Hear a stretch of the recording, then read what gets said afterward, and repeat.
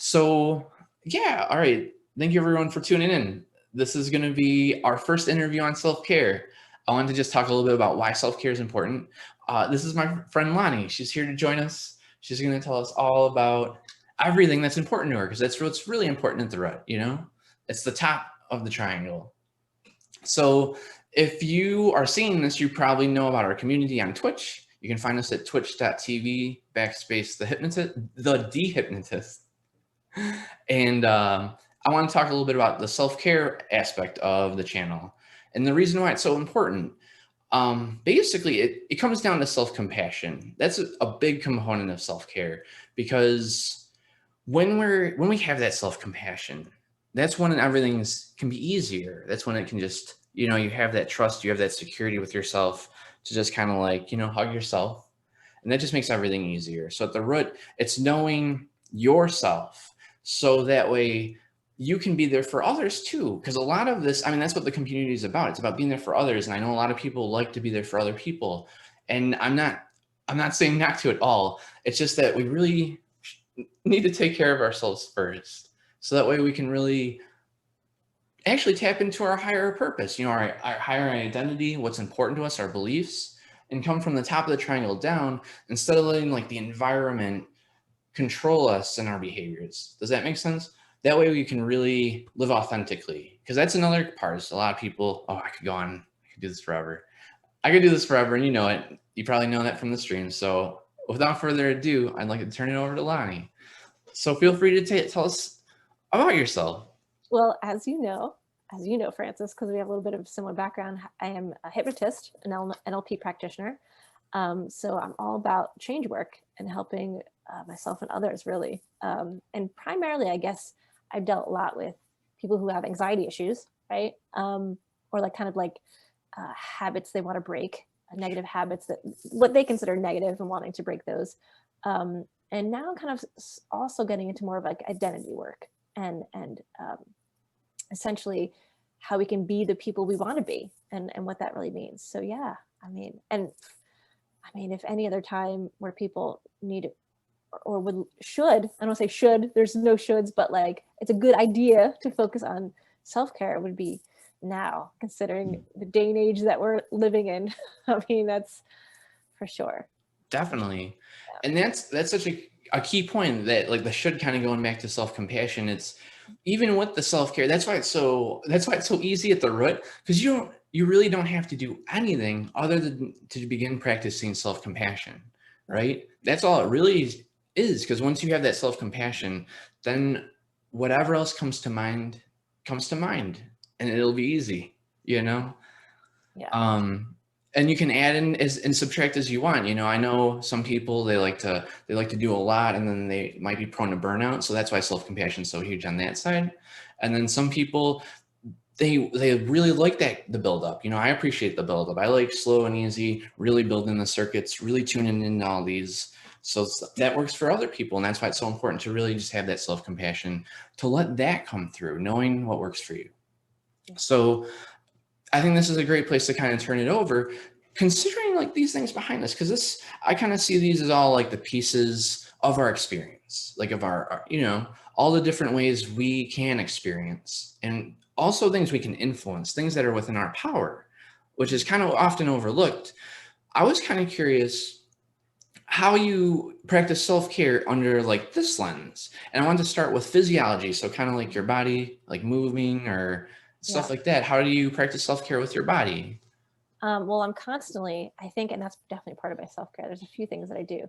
I'm constantly walking. I mean, I'm in LA, which is fortunate. So I can walk into the Hollywood Hills and go off for like, 20 minutes to an hour and just go off and walk the dogs and kind of just take in nature. I mean, so walking and hiking are kind of what I'm doing mostly now with physical activity.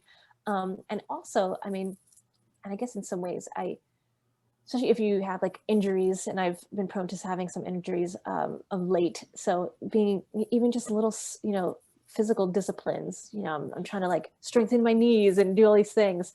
So just kind of attempt to I do like minimal things that I enjoy. So I'm excessively walking, which is like sort of my cardio at this point.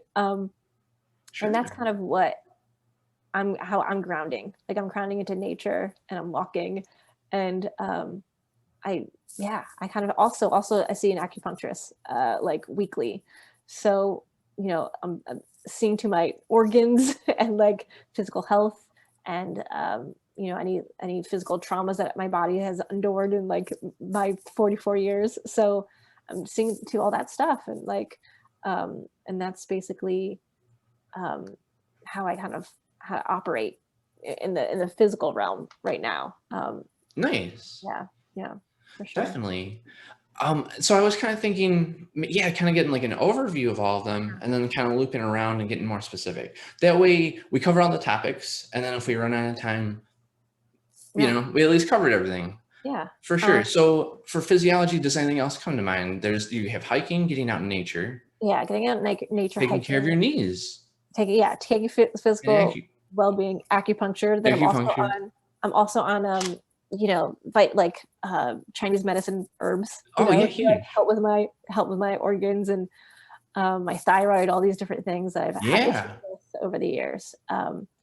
And it's and seeing your progress through those things, like how they do it through Chinese medicine, how they actually look at your tongue and they can see like all the organs. So, and they assess like your health, like your internal health and your stress levels and stuff through your tongue. It's just fascinating. that is.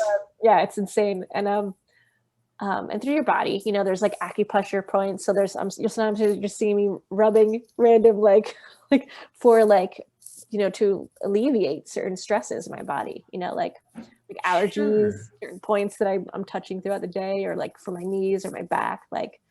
So it's called Tuina. So like doing little acupressure points for my health as well. Beyond that, That's cool because yeah, I feel like that's something that's not so accessible, if that makes sense. Like I've never heard of it before, right? The other things like walking, that's something we all kind of know is good for us, but I've never heard of that before. So it's fascinating to know that there's just things that you can do. So what are these points? What can you do there's with so many these? different points. I mean, there's like allergic eyes. I'm like rubbing my thumb. I mean, if I want to relax my knees and my legs, I kind of back here in the shoulders, like just random stuff. Um, Interesting. yeah, because it'll like loosen the muscles, especially if your body feels tight. There's all these different acupressure points, and I mean, basically we go and I know all this stuff because like my acupuncturist, Anthony DeSalva, I'm like asking him questions and I'm like, what does this do? What does this do? And he's like, yeah, so For sure. even stress. I mean, you comb your hair in a certain way. It's like pressing down hard on the comb and just doing every little like Huh. different, and it's for stress levels. I mean, I could so see that because yeah, like the scalp, oh my God, scalp massages, yeah. And you can tell because it's like your parts of your body feels tender. Like you'll know like, ooh, that shouldn't feel soft and ooh, tender. okay. And you're like, interesting, like feet, there's so many different areas of like feet, like That's interesting. yeah, Very cool.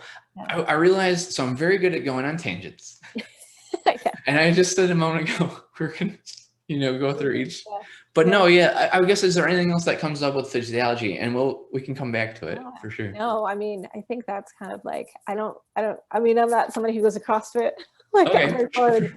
You I'm just don't. like, yeah, You don't deadlift. I don't, that's not You my need a thing. trainer. Would you like some material on why deadlifting is good I for know, things? I should, but right now I'm Or just trying to some get my literature. body. Uh, okay, well, so I think that's cool. So Yeah. that was kind of like the physical aspect. What Yeah. about for your mind? How do you practice self-care for the mind, for your thoughts, for Yeah. mental health, right? Oh, for sure. I mean, there was a point, especially like I was doing so much that I was just having like intense anxiety. It was running amok. And then someone, like, I So feel like someone you're was like doing too much stuff. doing so. I mean, it's probably the funny thing is I'm probably doing the same amount of stuff, but it mentally was affecting me a different way. Sure. I was getting really bad anxiety and I was like, So snap at then people. I was getting like aggressive and I was like, this is not good. what's the difference that made a difference? Like Yeah. what's Well, different now? a few things. I mean, I cultivated, like the work I'm doing, I cultivated like peace. Like, what does it mean to be peaceful? What does it mean to be at peace? Like, what can I do for that? And Yeah. obviously, like, some of the kind of methods we already know of like, of, what do I need to do to kind of have that calm sense of being, right? So Sure. cultivating that, like finding ways of reminding myself that I have been that, reminding myself of like, oh yeah, go out in nature, like cultivate that, like that's peace, for me. um Yeah. but and it literally was at a point going, and also taking back control of like, look, Taking I back haven't, control. yeah, like I have a work schedule, I have work, but also not going crazy. Like I was going crazy. I was like working 40 hours plus, like way more than that. And I was like, I have to get it done. I have to get it done. And that literally would be like, I could do this tomorrow. Like I had to stop myself and I go, what do I need to do right now? What's important and what can be put off to tomorrow? And really making active choices to maintain like my health. Like Yeah. especially nowadays, I mean, if you're working at home and you're in front of a computer, like you can easily keep working like well into the night, and then Sure. you're in your home, right? And you're like, oh, Right. that's easy. But now your work is becoming home, and vice versa. And it's like having those kind of anchors of like, this is when I do work, checking the time, and like now I'm stopping, right? And like I'm doing something else, or so really mentally, actively taking control back of the time that I have, and allocating it better throughout my day.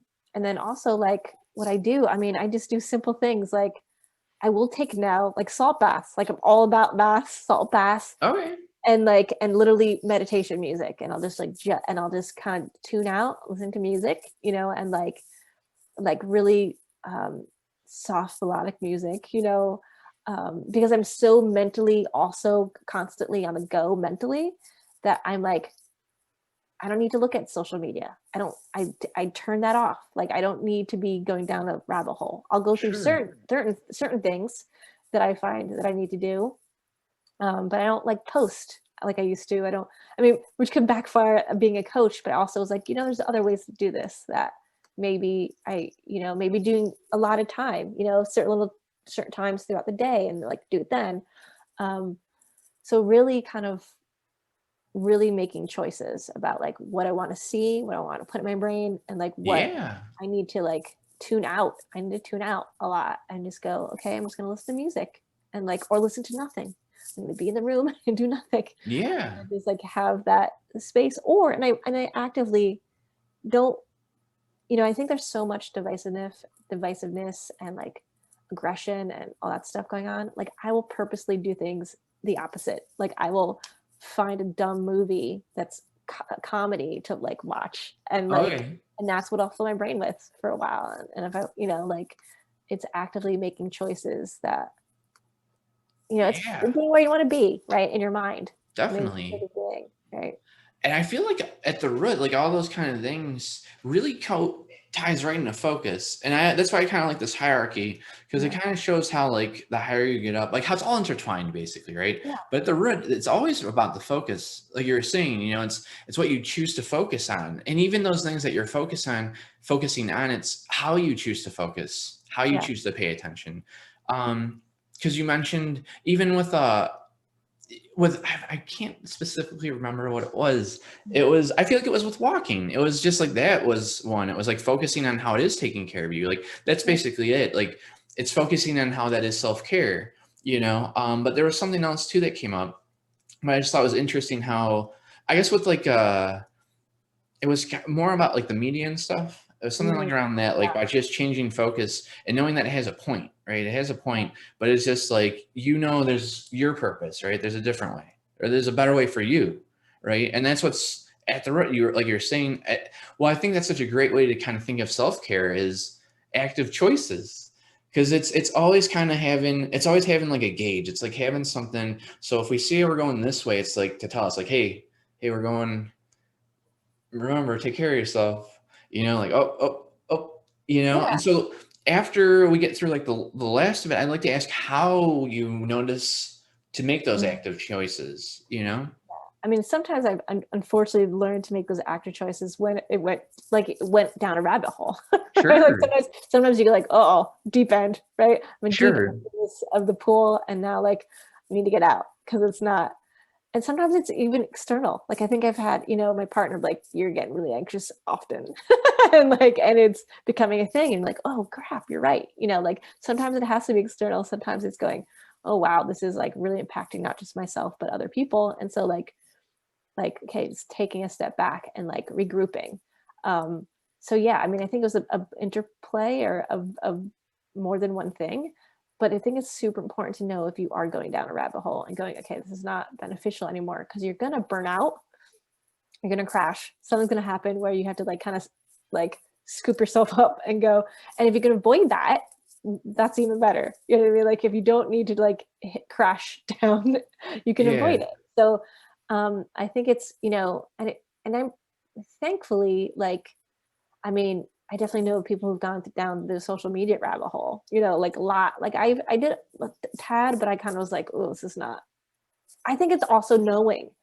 I think what's really crucial is to knowing your body and your feelings and like sure. assessing that like as it's happening. Like, is this feeling Yeah, good right now? And I think a lot of people just kind of gloss over that. Like they just like, I'm so analytical, like I'm out of my body, that I don't, but like being attuned to like what you're feeling.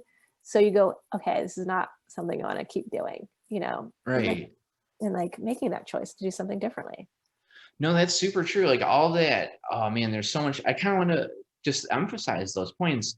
It's the biggest, well, just going backwards, I guess, is like the idea of the sensations, like you're saying, is having that body awareness, right? It's knowing your sensations and just being aware of them, right? Uh, yeah, in a moment I'll touch upon the other thing. It came back, but I was thinking, I just kind of wanted to share an experience I had recently with body scanning. I didn't want to. I wanted this to be about Lani, but I thought this would be important. Um, I have been practicing body scanning, and it's just basically like starting in like one general area and just noticing the sensations for like a minute. And that's Mhm. all I've been doing is just 1 minute of just scanning like an area and then moving to another one. And I'll do that for like 10 to 15 minutes.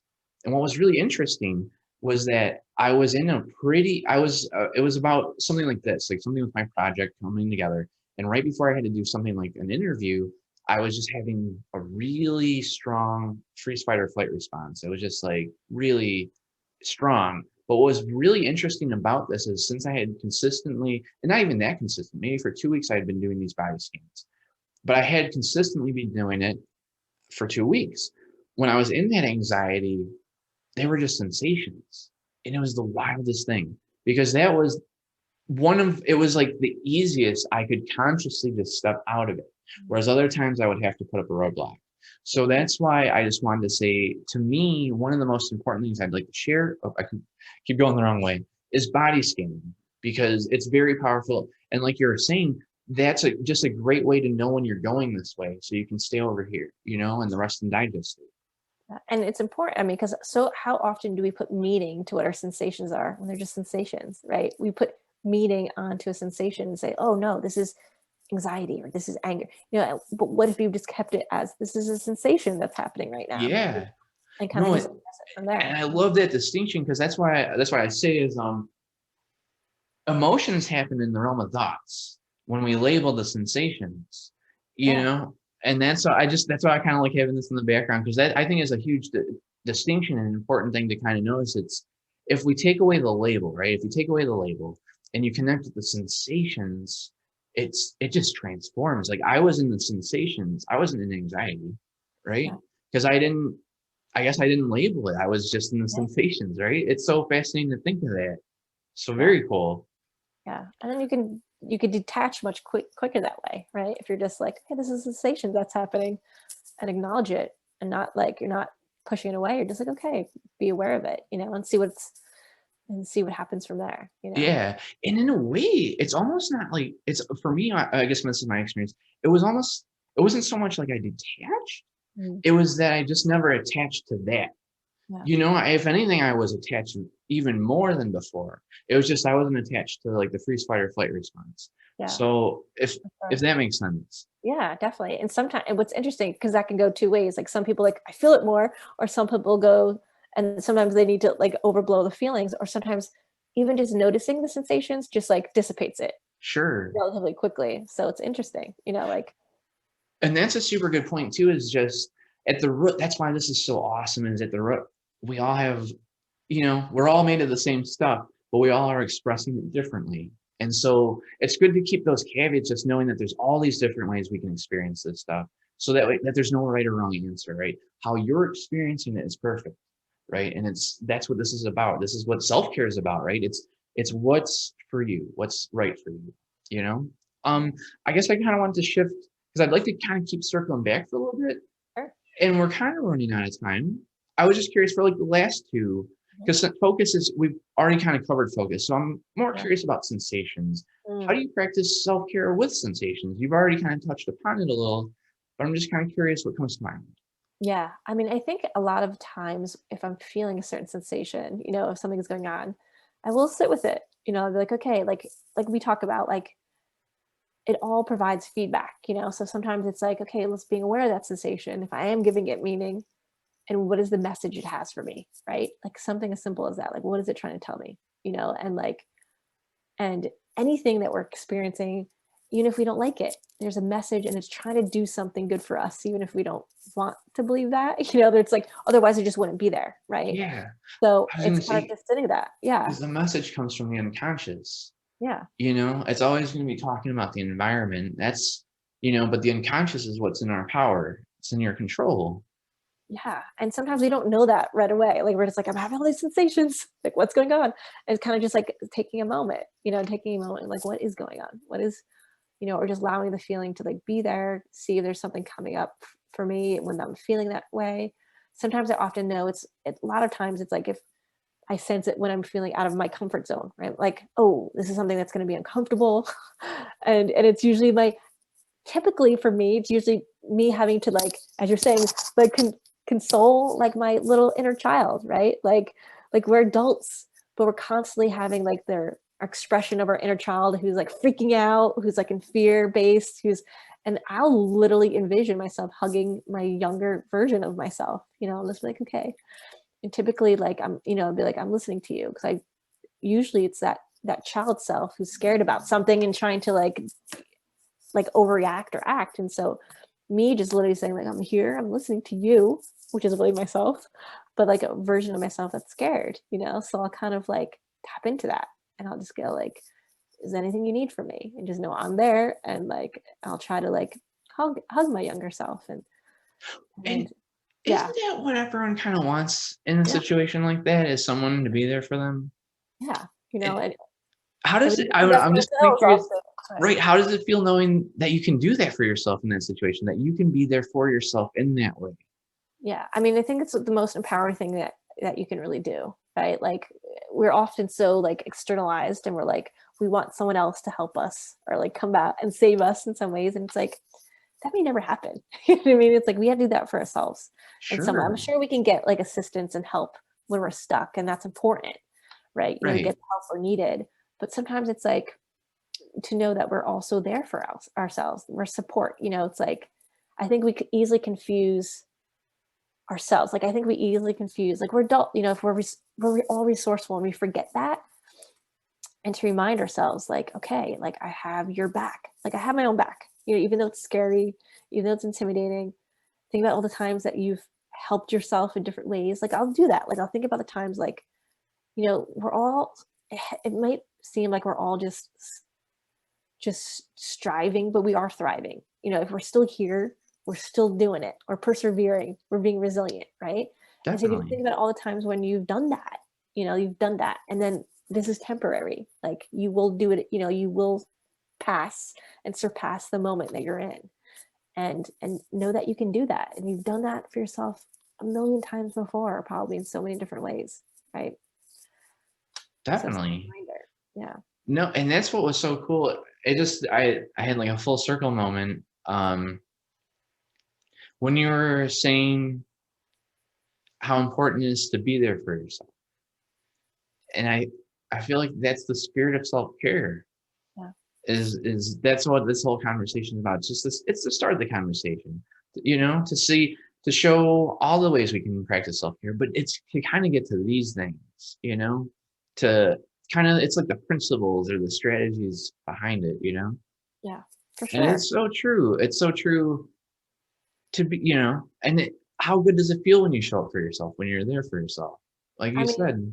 Yeah, I mean, eventually you will dissipate your own feelings. Like if you're feeling a certain way, like you will soothe yourself. I mean, I believe in soothing. Like I do havening techniques. I do tapping. There's all ways of self-soothing for yourself, right?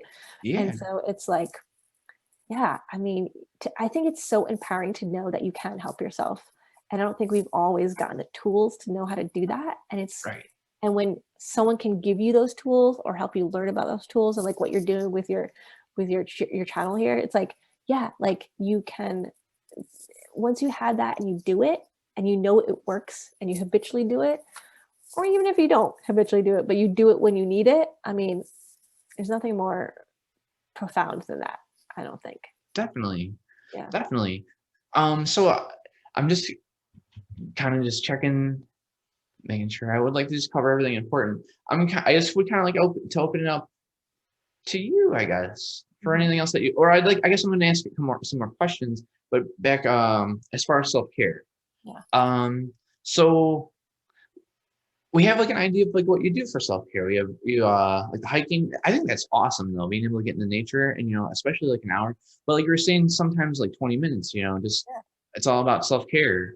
Yeah. I mean, Can heck, I you, think even playing with pets is self-care oh, in some ways. And I do that exactly. throughout the day. I mean, sometimes I think it's a great ways to get out of your state, right? If you're feeling a certain way and you need a different mental state, like sometimes I'll just go, if I'm feeling a little like tense or serious or anxiety, I'll go play with the dogs. Like I'll just go and Sure. actively just like, it's almost like, those power poses, it's like essentially doing something else to break your state, Yeah. for sure. No, and that's what's so cool. And that's, I mean, I think at the root of it, that's like the philosophy of the channel. So if anyone's been paying attention to anything I've been streaming, that's kind of like what we're always talking about. It's always how to shift state. Because when we're in this state, then we have access to who we are, our prefrontal cortex. But when we're over there, that's when things become less easy, right? So it's all about putting up the roadblocks to stay over here and maintain that state. Um, I was kind of curious. I was just gonna ask a couple questions because I had some like specifics, like what does that look like? Why do you do this? What is the biggest factor that keeps you doing that, like walking or the acupuncture and stuff? But so kind of like in that spirit around walking, like what's important to you around walking? Why do you do it? God, And yeah. that's something else. Or why do you not do it? Or I I mean, mean, yeah, I think for me personally, it's like a key thing for me is being grounded and centered. sure, okay, And so like if I'm in a state of anxiety or stress or anything, I know I'm everywhere, right? So kind of as you mentioned, like kind of going inward, grounding. Um, and I'll literally sometimes envision if I'm inside, like roots coming through my feet into the ground, right? But if yeah, I'm literally outside walking, I'm grounding to the earth, right? I'm grounding to yeah, the earth. Even if my mind's off and thinking somewhere else, like I'll stop myself and like, oh, look at that tree, like I'm kind of recentering back into like me, right? It's back into like the surroundings and getting back and getting centered. And I think that's for me especially. I think it's key. I think it sort of helps groundedness and centeredness helps in so many ways for I think just for anyone and however someone can feel grounded in themselves, because when you're grounded, nothing can kind of really shake you. Like right, you can, you can, that's when you're really resourceful. Like that's when you have like, you can be curious and you can be gentle with yourself and you can kind of just um, be open to possibilities in that and you're kind of really grounded and centered. And I think nature and literally like feeling my feet on the ground, like that's a way for me to do that. Really, I think that's really that's important. very cool. Yeah. Yeah, and what was so cool, that's I don't know, it was that what was so cool about that explanation or what you share with us is it kind of just wrapped all this up in one activity, right? You Yeah. just kind of showed how we can engage all these different channels, all these different systems to really connect with your unconscious, to have a richer experience. And at the root, it's showing up for yourself, right? And what's really cool is, I mean, correct me if I'm wrong, but I'm guessing the more that you did this, the easier it got, right? And so Yeah. even on those days when it might be kind of difficult, it was still easier to do than it may have been, if you hadn't, right? Yeah. And I think that's because, I'm somebody who still can fight with rebellion in myself, right? Like I can, Sure.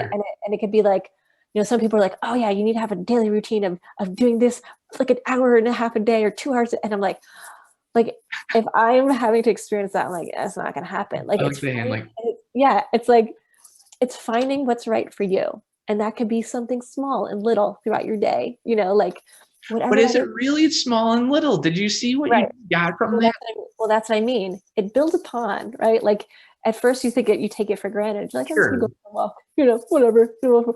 And then you're like, wow, I need this. Like it's important for me if I do this. And like my mental state is different if I do it. And you might not notice that right away. You might, but then you do quickly and you're like, and then you go, wow, I could just do this thing that kind of shifts how I feel. Yeah. And I think, and that's gonna be different for everyone, but That's another thing I thought was really cool is you showed us like six different ways to basically use the environment as a roadblock.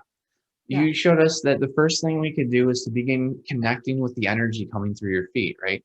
So Yeah. that's one thing you can begin doing to shift your state over here. That's one roadblock. And then as you're doing that, then you can begin to be aware of a tree and just notice how you can connect to nature through that tree, just looking at it, and that focuses you in a different way. And so you know what I mean? You're really putting out all these different roadblocks and stacking them, and all you're doing is taking a walk. Yeah.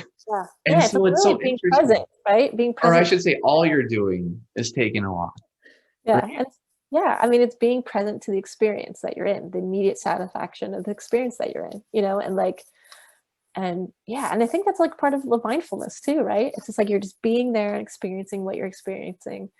And, but also the difference is actively making the choice to do, to do that and in a Yeah, way that's beneficial for us, right? The way that'll be beneficial to our brain or mind or our well-being. And that's like, I yeah. think it's the point of it all, right? And that's our power. It's our ability to actively choose and to put up those roadblocks to go anywhere else that isn't that. Yeah. And And especially I think that is crucial nowadays. I mean, because especially with social media and politics and stuff, like you can really go wayward. You can easily go wayward into like yeah, down the rabbit hole. And it's literally stopping yourself and going, how do I want to be? How do I want to show up today? And what'll help me in like right. all different ways instead.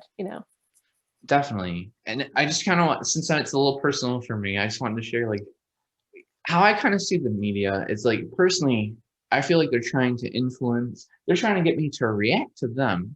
They're the environment. And they're trying to control my behaviors and create who they want me to be.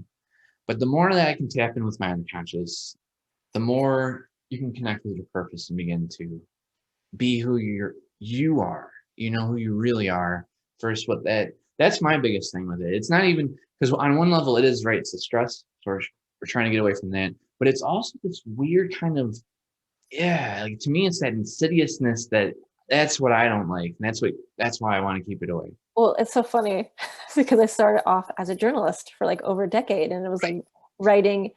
I was writing for newspapers, like little weeklies and then dailies, and I just go, God, thank God I'm not in that industry anymore, because it's like it's Yeah. not how it once was. It's not how it's not the game I started in, and it's perceived very differently. And I'm just like, thank God, thank God I'm not Nice. doing that anymore. But and I know why certain things are happening and why they do certain things, and but but yeah, it's and I think it's everything that's happening now just shows us, you know, that we can sometimes have to go inward more and Sure. like see what's important for And us. and I think the biggest and sometimes that's always a great solution because you're always connecting with your unconscious. And for people that may still want to like learn more, it's always about this too. You know, because you're always going inward, but like say you still want to consume more information, it's always about consuming different information, right? That's all it kind of is. It's that active choice to do something that's different. It's going to bring you where you want to be instead of where they might want to take you.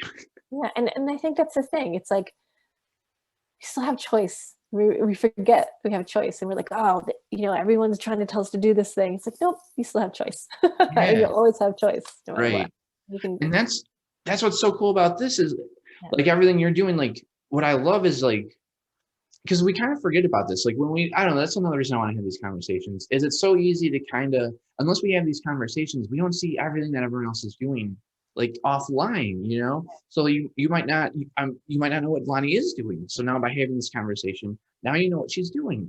You know what I mean? How she can help you. And it's more than that. It's just this conversation alone, right? It's just having this conversation. Like she just said, she used to be a journalist and now she's shifted into something. Does it feel like you shifted more so you are Oh, aligned with your purpose more? for sure. And who I okay. always wanted something where I felt was meaningful. And so like, you go on that journey for that. So yeah, for Cool. sure. Yeah. So it's like exactly if her story resonates with you and her energy resonates with you and you feel that she can help you, now you know where she is. But before this, maybe you didn't. So it's just one more way so you can find her.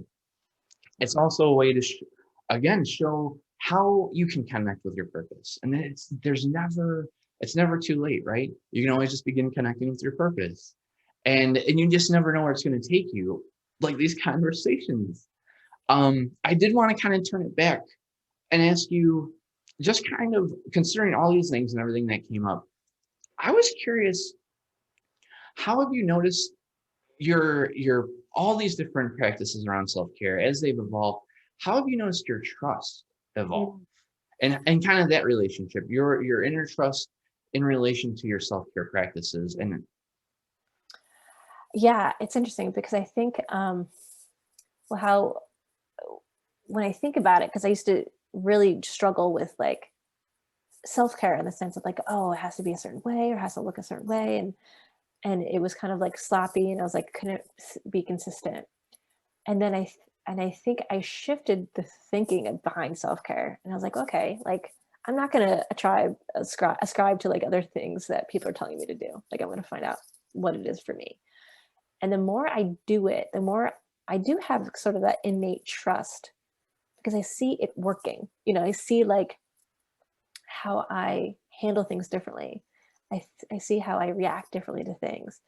And even like the synchronicities like you experience in life, right? Like, you're like, oh, sometimes things externalize themselves and you're like, okay, that is working because other people are noticing it working. Like they're no like yeah, their thoughts about me have changed. So it's like it kind of just feeds back in on itself. It's like this feed forward system, a feedback system. It's sort of like I'm seeing it working because I feel differently. And how do I not trust that? Right? How do I not trust? And then also other people are telling me like, oh, you're handling this better than normally, like knowing all this is going on. So kind of just playing back and forth. And then like, yeah, if you consistently do something after a while, it just becomes innate, it kind of becomes like this is what you do, like when something's happening or what you need to do. So it all comes back. And I think trust and like um kind of lends itself to like seeing those external synchronicities that we like to talk about, like, oh, this is yeah, now appears like this opportunity or this appears because like I'm presenting myself in a different way or I'm people notice like the shifts and the changes in you, when you're doing something and you feel them, you feel them first, but yeah, it kind of like expands itself out. And then it's just more definitely. signs and like more like a sure, I guess it's like that I don't know if we ever have certainty, but it's like kind of a knowing, or you kind of notice, like, oh yeah, it's working. Like it's just working. Yeah. Yeah. And it's very fascinating because you kind of showed already. Remember, you're saying how it's like the same workload, but now you're like handling it. How do you notice your trust play into that? Your inner trust Mm. play into that ability? I guess. I guess it's interesting because it's like I think it's mostly me just noticing the shift internally, right? Because it's like in that sense, I go, okay, I guess when you notice that you can do something differently that works differently and better for you, like why not? Like you know what I mean? Like it's Yeah. gonna Why sometimes not? like your unconscious will be like, oh, this works better. This feels better and it works better. Why not do this? Why not continue to do this? Right? Like why go back somewhere where it was like painful and arduous and like, you know, and I think that also comes down to like purpose and identity, right? Like if like your behavior changes and you go, wait, this works better, then maybe I wasn't that other thing before. I can do this and it feels better. And like, why not Hey, trust that? Why not trust being a different way if it works for you? You know? And that's super fascinating to consider because I don't, I haven't, I haven't yet. I haven't really considered like accidentally introducing a new behavior and kind of making that click, and then feeling that experience on an identity level, so it shifts. Like Yeah. And I that's think that sounds I powerful. and I think I probably played with this more because I did play with peace. Like I'm like, I had this identity that I was anxious, and then I was like, Sure. Okay. let's cultivate peace as my identity. And so I was kind of cultivating that identity. And now I'm starting to notice all the ways that I do that. I can be that. And it's like trickling into behaviors now. So Sure. it's like, why not play into both? Right. Right. Why not wake up and go like, how can I be more peaceful? How can I be more at ease? How can I be more calm, or whatever you want to cultivate? Right. And then noticing how the behavior and the identity you can do an interplay of that, as instead of doing like, because we're so often with our negativity bias in our brain, right, we're so much more often to like attribute ourselves to the negative or the negative qualities. So like we can do that in positive qualities. So Definitely. yeah. Definitely. There was. Oh, I kind of like lost it. But it was like a pretty cool wrap up. Darn, I got a little distracted at the end. All right. Well, All good, Francis. I'm just trying to think. It was this is nothing new for anybody. Everyone's used to this. No, I'm just messing around. Because of what it is, I always talk about, and this is what's so cool about it, is like I always, when this ever happens on stream, I go, what this is me putting unnecessary pressure on the system that's just keeping the answer at bay. And like the moment that I let that go, it like boop, it's in my head. It's so interesting. So I think at the root, and that's why I think it's so important. Like you mentioned, and it all just kind of came back. But like you were saying, there was just so much to it. It was like first, it was making like looking at things different. You changed your focus, right? You're up here. And once you made that spark, right, you started a new program with your relationship with self-care, right? Like, because at first, and that this is why we're having the conversation. Honestly, this is so cool because often it feels like this is what we got to do. Like, you got to do this, you got to do that, you got like, you know what I mean? Like all the things. Like, what about your skincare? What are you doing about that? What do you moisturize? Do you have conditioner? Like all these things, right? Like let it all go. And Wow. it's to change that first, the change focus. What is self-care for you? What is self-care for you? And that's the first key step. And once you know what self-care is for you, right? Once you change what it is for you, then it was easier to do those things, like you said, and then to also be okay with just doing it for like a minute, to just make that placeholder. Like, because you said it was this virtuous cycle. Like, first you did it for a minute or maybe longer, right? And then you're feeling these changes inside. And you're like, huh. And maybe even if you didn't notice the shifting right then, 2, 3 days later, you're really starting to notice the shift because you've done it for 2, 3 days now, to the point where you were talking like in the environment. And I love that it all came back. It all came back. Because I love that you bring up the environment because that's such a great way to get feedback. Like sometimes I forget that because goes back into self-care. Like before you mentioned that when you're not doing these things, like when you're over and kind of net stuff, the environment can let you know through your partner.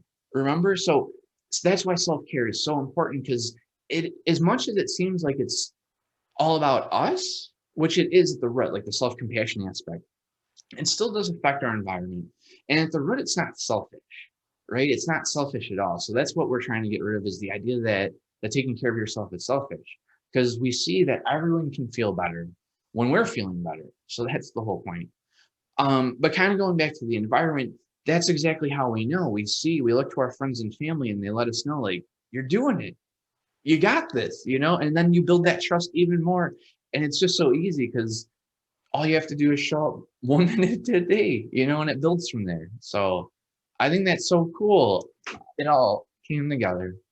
Wow. If there's anything else you want to share, feel free. I was gonna just kind of end it here, and No, I think yeah. we covered a lot, and I appreciate this. This is cool, Francis. So thank you.